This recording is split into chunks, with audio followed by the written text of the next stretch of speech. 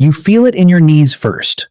That small ache when you stand, the stiffness that wasn't there 10 years ago.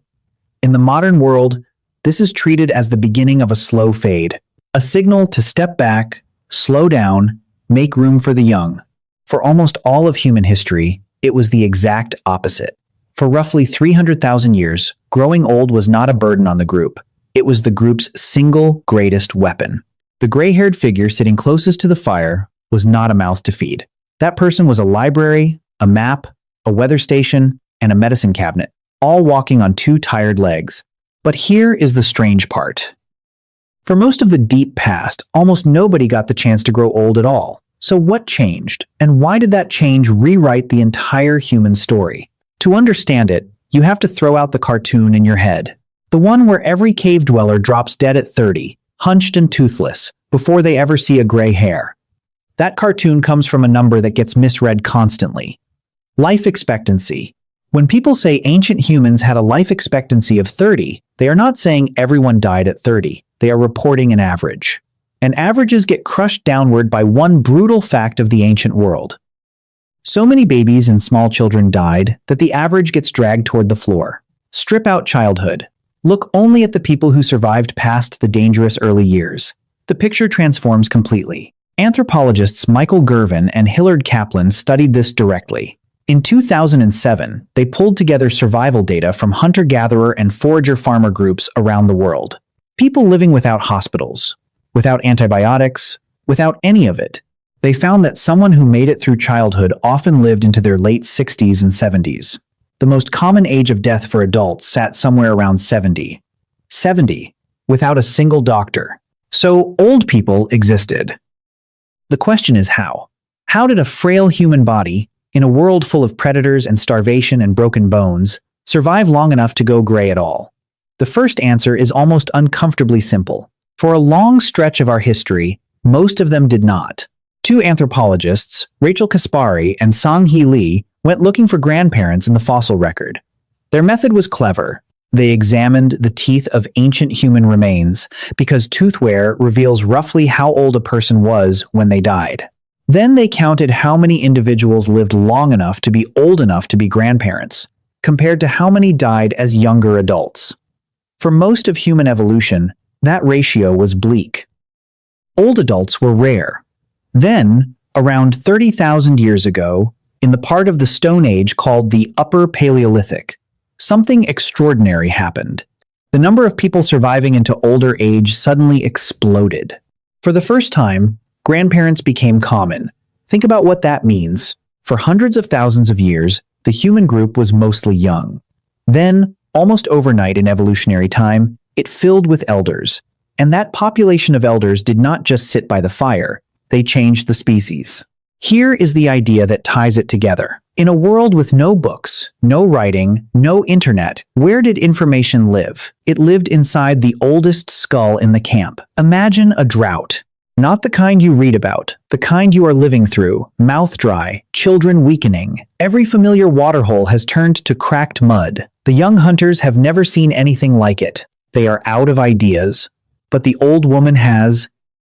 60 years ago, when she was a girl, the land did this once before, and she remembers. She remembers the one spring, far to the east, behind a particular ridge that did not fail even in the worst year of her childhood. She points. The group walks. The group survives. That memory just saved every life in the camp, and no young person could have held it, because no young person had lived long enough to record it. This is what researchers mean when they talk about elders as a survival technology. Not a metaphor, a literal mechanism for storing decades of rare, life or death information inside a human being who could be consulted in a crisis. But knowledge was only half of it. The other half was even more direct: food. In the 1980s, anthropologist Kristen Hawkes spent years living among the Hadza, a hunter-gatherer people in northern Tanzania who still forage much the way humans did for ages. She and her colleagues watched closely, and they noticed something they did not expect. The hardest, most relentless workers in the camp were not the young mothers. They were the old women. While a mother was busy nursing a new baby, it was the grandmother who went out day after day and dug. She dug for deep tubers, tough underground roots that take strength, patience, and skill to find and extract. Children could not get them. Nursing mothers had no time. But the grandmother could, and the calories she hauled back went straight into the mouths of her grandchildren. Hawkes turned this into a famous idea, the grandmother hypothesis, the proposal that human women evolved to live long past their childbearing years for a specific reason. A grandmother who survives and works does not produce more children of her own. She does something arguably more powerful. She keeps her existing grandchildren alive, which lets her daughters have the next baby sooner. In the cold arithmetic of survival, a hard-working grandmother is a baby-making engine, one generation removed. Your own long childhood may exist because of her. Humans are strange among animals. You spend an absurdly long time helpless and dependent, far longer than a chimpanzee. That long, expensive childhood is only affordable if extra hands are feeding you.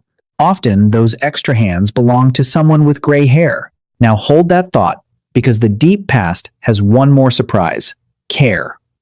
In the mountains of northern Iraq sits a cave called Shanidar. In the 1950s, an archaeologist named Ralph Selecki excavated it and uncovered the bones of Neanderthals. The close human cousins many people still picture as brutish and cold. One skeleton, known as Shanidar I, told a remarkable story. This individual was old and wrecked. He had a withered, possibly useless arm. He had healed fractures across his body. He was likely blind in one eye and probably deaf. By every measure of a harsh world, he should have died young. Yet his injuries had healed. He had lived for years in that broken state. You cannot survive years blind, half-deaf, and one-armed in an Ice Age landscape on your own. Someone fed him. Someone protected him. Someone decided that an old, damaged, unproductive member of the group was worth keeping alive anyway. 3 of these elders survived to be grandparents in their fossil record, and they did it because the group carried them. Even our supposedly savage cousins valued their elders enough to keep them. So let's reconstruct a single ordinary evening, tens of thousands of years ago. The light is going orange. The hunters come back, sometimes with meat, often without. The grandmother returns last, dirt under her nails, a heavy load of roots on her back. The children run to her, not him, because she is the one who feeds them when the hunt fails. The fire is lit, bellies fill, and then, in the dark, the most important work of the day begins. The old ones talk. They tell the story of the flood that came 2 generations ago. They name the plant that stops a wound from rotting and the plant that stops a heart. They recite the path to the spring behind the ridge. The young listen, half asleep, absorbing a database they will not need for 40 years and will be desperately grateful to have when they do. That fireside was the original school, the original hospital, and the original hard drive. And here is the twist that should stop you cold. We spent hundreds of thousands of years building a species that runs on its elders. Then, in a flicker of recent time, we built a world that quietly files them away. We invented writing, so the old woman's memory of the drought no longer felt essential. We invented the supermarket, so the grandmother's tubers were no longer the difference between a fed child and a starving one. We invented retirement, a concept that would have been unthinkable around that fire, where a person worked and taught until the day their body stopped. Step by step, we automated away every single role that once made age priceless. The knowledge moved to books, then to screens. The food moved to shelves. And the elder, stripped of every ancient function, was left holding the one thing no machine ever replaced and we mostly forgot to ask for: the long view, because there is still something the oldest person in your life can do that no search engine can. They have personally watched something change slowly, across decades, and lived to tell you how it ended. They know which fears were worth having and which were not. They have seen the drought come and go. That is not nostalgia. That is the exact survival technology Caspari and Lee found exploding into our species 30,000 years ago. It never stopped working. We just stopped listening. So the next time you feel that small ache in your knees, the one the modern world treats as the start of fading, remember what it actually is. It is the sound of a body that, for almost all of human history, was just getting to the most valuable years of its life.